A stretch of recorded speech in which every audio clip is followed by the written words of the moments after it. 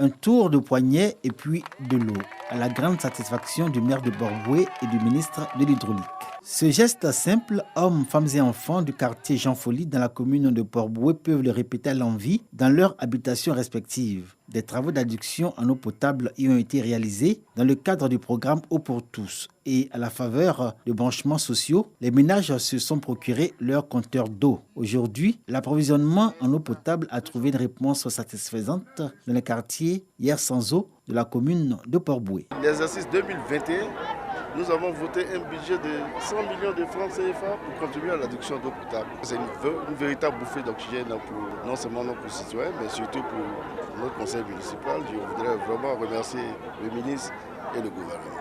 L'Office national de l'eau potable, ONEP, et la SODECI, partie prenante dans l'exécution du programme Eau pour tous, indiquent que pour la satisfaction des populations de Port-Bouët, l'État a financé 137 km de linéaire et posé 10 433 branchements. Le ministère de l'Hydraulique indique qu'il reste 30% à combler en termes de taux d'exécution du programme Eau pour tous dans la commune de Port-Bouët. Il y a des quartiers qui ne sont pas encore touchés. D'ici les 3 à 4 mois qui restent pour la fin de l'année, nous pouvons terminer les travaux avec la célérité dans le travail de notre partenaire, la SODECI et l'Office national de l'eau potable. Le programme Eau pour tous, à ce jour, est crédité d'un taux d'exécution de 70%. 1 600 000 habitants seront touchés à terme dans 155 quartiers de la ville d'Abidjan et sa périphérie.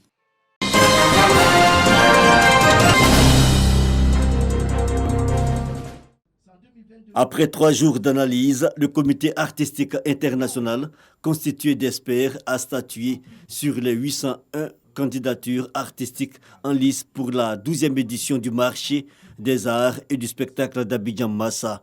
Un comité constitué de 24 membres, 14 locaux et 10 internationaux.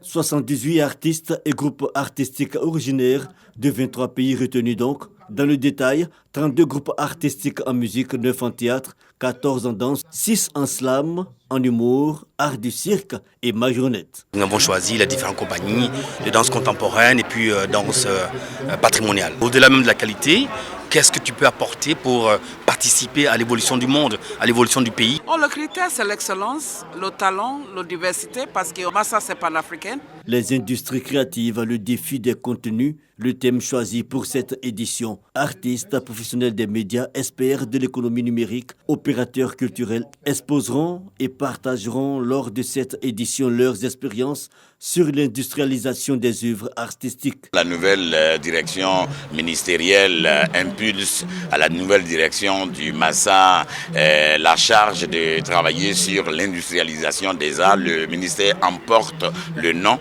Ça veut dire que c'est la preuve que c'est un choix politique qui est fait, que nous saluons. L'industrie des arts, c'est effectivement tout ce qui est technicité autour des productions, la production artistique, des œuvres et des œuvres intellectuelles, d'accord? Mais bien structurer ces œuvres-là pour qu'on puisse vivre de son œuvre. Rencontres professionnelles, ateliers de formation, hommage à la femme et activités environnementales marqueront l'édition 2022 du marché des arts et du spectacle d'Abidjan-Massa.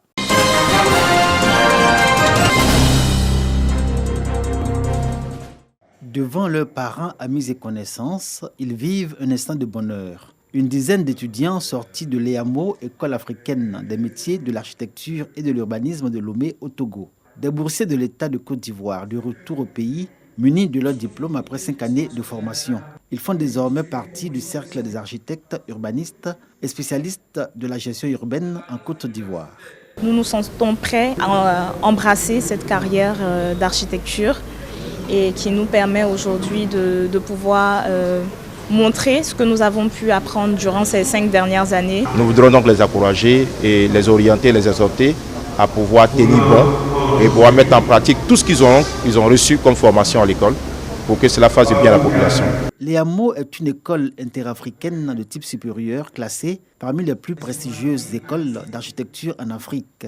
On y entre sur concours et on en sort muni d'un diplôme en architecture, urbanisme ou gestion urbaine. C'est toujours une fierté pour la Côte d'Ivoire de pouvoir bénéficier de nouvelles compétences des bâtisseurs de villes où il fait bon vivre. Nous encourageons ces étudiants à continuer, à persévérer. Il y a beaucoup d'architectes, Mais du côté de la gestion urbaine et de l'urbanisme, les pas traînent encore. La Côte d'Ivoire attend des diplômés de l'EAMO de la promotion 2020 qu'ils apportent leur savoir-faire pour l'amélioration du cadre de vie en Côte d'Ivoire et des étudiants qui y entrent, qu'ils soient des urbanistes ou des spécialistes en gestion urbaine.